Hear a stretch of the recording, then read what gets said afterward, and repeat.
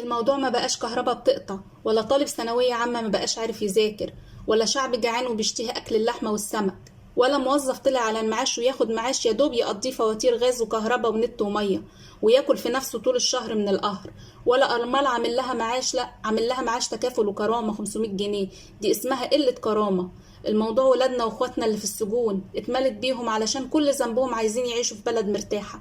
الموضوع شباب بتحاول تعمل حاجة ومشاريع طول الوقت بتفرض عليهم ضرايب وممارسة كهرباء، وشباب بتهاجر وبتتغرب بعيد عن أهلها، وفلاح حرمته من الزراعة ورزقه اللي كان راضي بيه وفرحان، ومباني وقفتها ودمرت أحلام الشباب. حتى رغيف العيش اللي كنا بنفرح بيه حرمت الشعب منه. الموضوع بقى أرض بتتنهب، بقت أرض راح فيها دم المصريين وهم بيدافعوا عن كل شبر فيها. ازاي قدرت تبيع حاجة مش من حقك اصلا ولا ملكك اللي انت تبيعها؟ ازاي قدرت تدي لاعدائنا الغاز ونرجع نشتريه منهم؟ حقنا هناخده، ارضنا هترجع، شعبنا هيشبع، اخواتنا هيتحرروا من السجون. جه الوقت اللي هيتحاسب فيه على كل المشاريب. نازلين 12/7، من لا يرحم لا يرحم.